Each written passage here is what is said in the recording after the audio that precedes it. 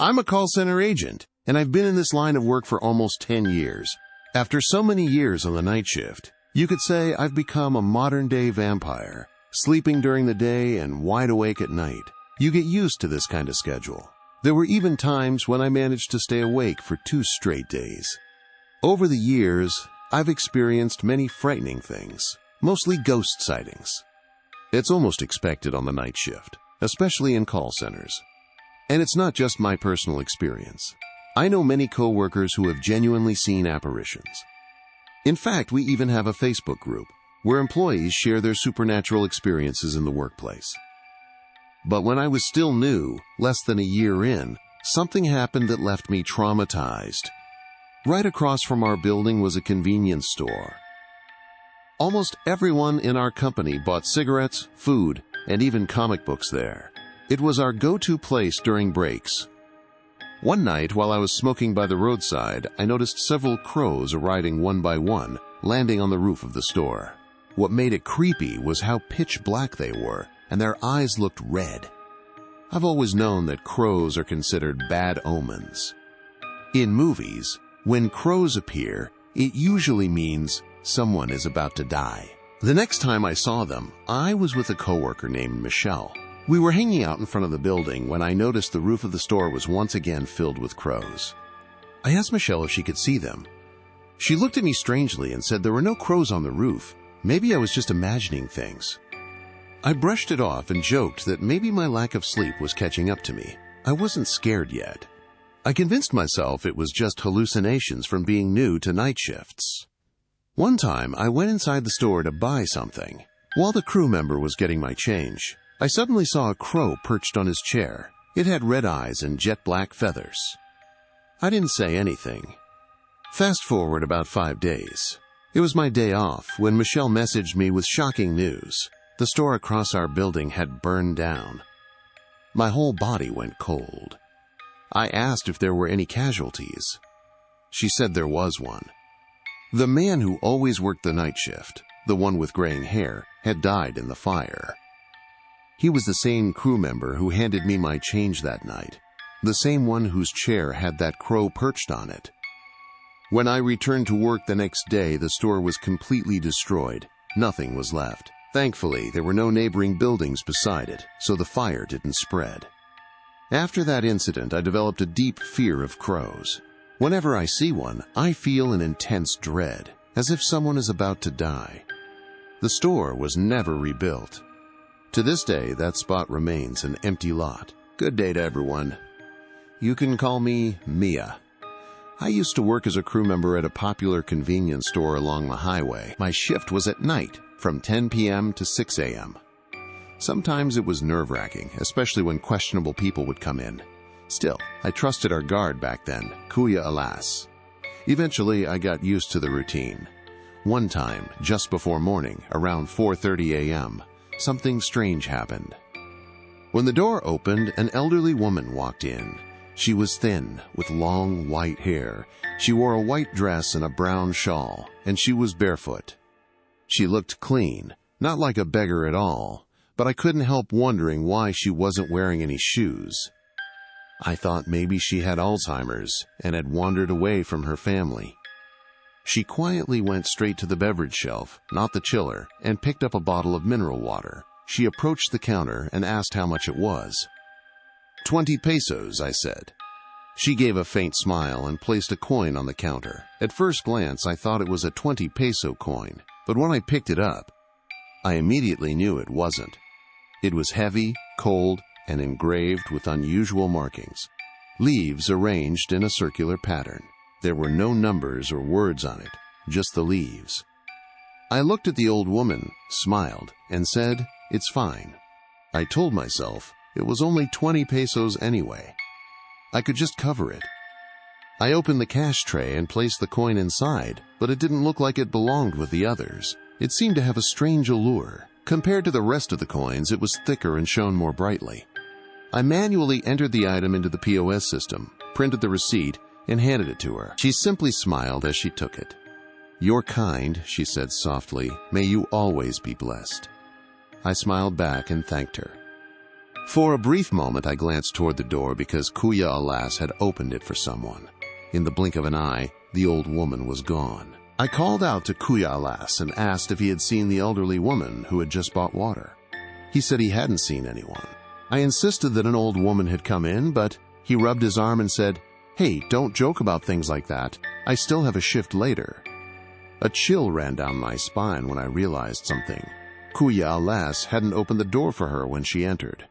He was always stationed by the door and opened it for every customer, everyone, except her. Could she have been a ghost? I suddenly remembered the coin in the cash tray. When I opened it, the coin was still there. My hands trembled as I picked it up. It felt heavy. I showed it to Kuya Alas. He suggested it might be an amulet or perhaps pure gold. Still, he refused to believe my story about the old woman. He even joked that the coin must have been mine all along and that I was just trying to scare him. At 6 a.m., the next crew arrived. I prepared to count the cash and carefully organized the tray. When I finished counting, I was shocked. Everything balanced perfectly. I wasn't short 20 pesos, even though I hadn't replaced the payment for the mineral water. Nothing was missing, and there was no excess either. I decided to take the coin home and wondered if the ghost stories about convenience stores were true after all. A few days later, I remembered to have the coin examined by a local faith healer. I could clearly see the interest in his eyes when he looked at it. He offered to buy it from me for a large amount of money, but I refused. I thought that if he was that interested, it must be worth even more. Then the pandemic came, and everyone in our household lost their jobs. That's when I remembered the old woman's coin. I decided to bring it to a pawn shop. Thankfully, one was still open. I was on the verge of tears when I found out how much it was worth. The coin was pure gold. Overjoyed, I even gave the teller 500 pesos out of gratitude. Up to this day, I remain deeply thankful to the old woman. I don't know if she was a ghost or some kind of enchanted being, but because of her, my family was able to survive the pandemic. You can call me Mara. I have the ability to see ghosts and enchanted beings. In short, I have a third eye. Since this is my first time sharing a story here, I think it's best to begin with how I first discovered my ability. I'll save my more terrifying experiences for another time. I was 7 years old then, just a little girl. I remember always carrying a teddy bear with me. His name was Brownie. In fact, I still have him to this day. It's been almost 20 years. My parents were often busy. My dad would leave the house early every morning. My mom would drop me off at school before heading to work. I usually ate lunch at school and waited until late afternoon for her to pick me up. Our school was safe. It was a private school, but the waiting felt endless. My mom's cousin, Tita Ina, also worked there. She kept me company most of the time when I was on campus. At that age, I didn't yet know that I had the ability to see ghosts. I just noticed that some of the people I saw weren't quite normal. Some would walk through walls, others floated instead of walked. Once, I even saw a huge man living in a tree. I kept all of this to myself. My parents rarely paid attention whenever I tried to tell them strange things, so I ended up telling all my stories and complaints to Brownie instead. One time, when we had almost 3 days off from school, my mom decided to take me to work instead of leaving me on campus. I was so excited. It was my first time seeing where she worked. She gave me a long list of things I wasn't allowed to do. My mom was a manager at a convenience store. She was in charge of everything there. When we arrived, she brought me into her office, handed me some bond paper and crayons, and told me not to leave until she came back. My excitement quickly faded. I had imagined watching her work outside, but instead I was stuck inside the office. It felt even more boring than school. Out of sheer boredom, I decided to sneak out. I already had an excuse prepared. If I got caught, I would say I was looking for the restroom. I walked down the hallway and reached the back area of the store. There were stacks of boxes and crates of soft drinks. At the far end were trash bins and sacks filled with plastic bottles. That's when I saw a little girl standing there, staring at me. She looked about my age. I approached her and asked for her name. "Lucia," she said. I asked where her mom and dad were. She told me she didn't have them anymore. That made me sad.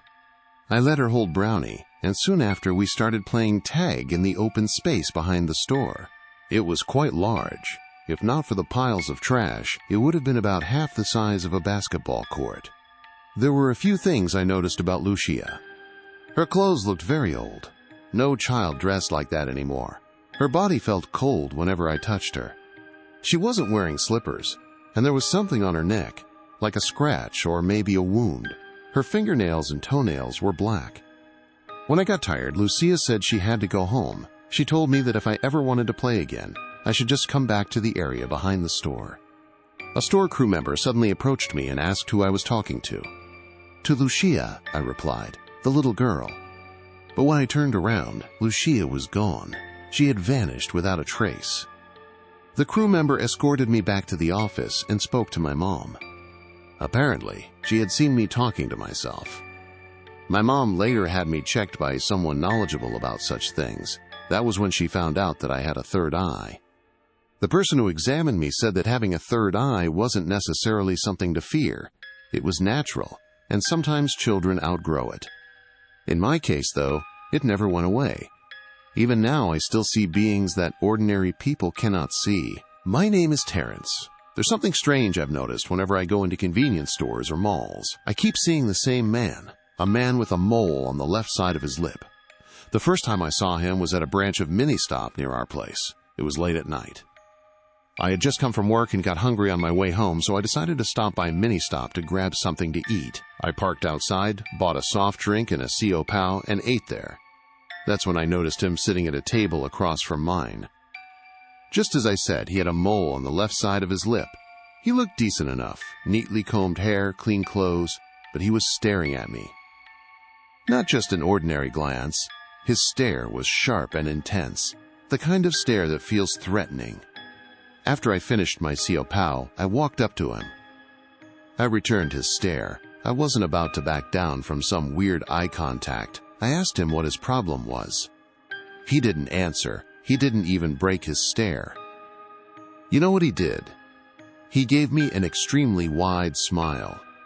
That's when I thought maybe he was crazy, clearly not in his right mind.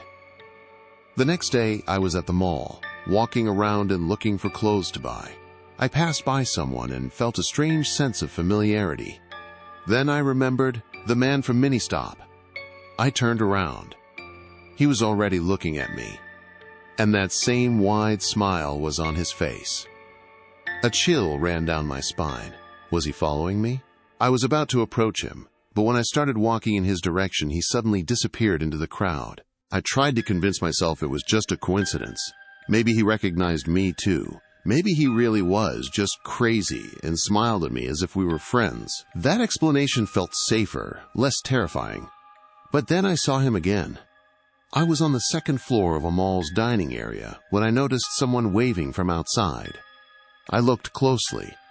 It was him, the man with the mole on his left lip. He was waving at me, still smiling. I asked the person I was with if they could see the man waving. They said there was no one there. When I looked again, the man had vanished. It was terrifying, but he never actually hurt me. He didn't do anything except stare and smile. At one point, I even wondered if I was the crazy one. Maybe he wasn't real. Maybe he was just a product of my imagination. I asked around. One of my friends referred me to an expert. The expert warned me to be careful. He said that many evil entities disguise themselves as playful or harmless people. According to him, that kind of impersonation is something demons do. He gave me a bracelet. Honestly, I doubted it would work. It looked like an ordinary bracelet you could buy from a street vendor. But I took it anyway. I was desperate to get that man out of my life. Surprisingly, it worked. From that day on, I never saw the man again. And I hope I never see him again. I used to work as a sales clerk at a well-known convenience store, but my branch was in the province. My name is Rain. The strange events in my life began shortly after the pandemic ended. Customers were still scarce back then. Many people were probably still afraid to go out after everything that had happened. Still, our store had reopened. There was an elderly man who became our very first regular visitor when we reopened. I'm not even sure if customer is the right word, because he never really ordered anything. It was as if he simply treated the store as a place to hang out. My coworkers, who had been there before me, told me that the old man used to be a regular customer even before I started working there.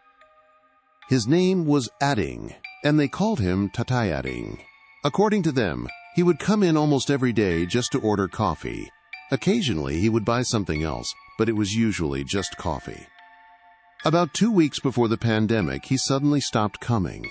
Then, when the store reopened after the pandemic, he returned. The only difference was that he no longer ordered anything, not even coffee. My 2 coworkers told me to just let him stay. After all, he had been a loyal customer before. Maybe he didn't have money anymore since so many people had lost their jobs. Maybe he just wanted to unwind or get out of the house. We didn't even have a security guard, so we joked that Tatay Ading was our civilian guard. My coworker Odette would tease, "Guard in civilian clothes." I felt sorry for him. Maybe he really didn't have money to buy anything. One slow day, when there were no customers, I approached him. I introduced myself and made small talk. Then I asked if he wanted some coffee, my treat. He looked at me but didn't say anything. I suddenly worried that I had offended him, that he might think I was offering because he was just sitting there doing nothing. He always sat quietly, as if waiting for someone. So I quickly explained, "I'm sorry, I didn't mean anything bad. I just thought—" He stopped me and said it was fine. I didn't need to explain. He said he would like a free coffee from me. I smiled and said, "All right, just wait." When I returned with the coffee, he greeted me with a smile and thanked me. Since there were still no customers, we continued talking. I asked him about his family. Why was he always alone? Didn't he feel lonely? He said his family had gone back to the province after the pandemic. He was the only one left. "Why didn't you go with them?" I asked. "Life is better in the province." He sighed deeply and glanced around before answering. He said that there were things in life that were difficult to understand, and sometimes, even if he had many questions, he chose not to look for answers. His response felt heavy, like it carried a deeper meaning, but I didn't press further. I just wanted to keep him company, and honestly, I was bored too. Eventually, 2 customers came in, and I had to attend to them. I left Tatay Ading at his seat. When the customers left, I glanced at his chair. He was gone. But the coffee I'd given him was still there. From where I stood, it looked untouched. When I checked, it was still full, no sign that he had even taken a sip. Maybe I had offended him after all, I thought. I picked up the cup. Odette saw me and said it would be a waste to throw it away. I should just drink it. I hesitated, so she grabbed it and said she would drink it instead. It hadn't been touched anyway. Throwing it away would feel like throwing away a blessing, especially since money was hard to earn. As she sipped the coffee, I asked if she thought I had offended Tatay. She laughed and said, "If he comes back, then he's not offended, but if he doesn't, then you're in trouble." We all laughed. Nomer even joked that maybe I had a crush on the old man. He teased that maybe I was attached to him because I didn't grow up with a father. I denied it, of course. Around 6 p.m. that evening, Tatay Ading returned. I nudged Odette and said, "See, I didn't offend him." We were busy at the time, so I couldn't talk to him much. When things quieted down, I noticed him sitting in his usual spot, silent, observing everything. He still didn't order anything. Later, I saw him stand up and walk out the door. I followed him with my eyes to see where he would go. And then, without blinking or looking away, he simply vanished. The road outside was wide and open. There was nowhere he could have turned. I rubbed my eyes. How could he just disappear like that? That night, I couldn't stop thinking about it. I have a third eye. If Tatay Ading was a ghost, shouldn't I be the only one who could see him?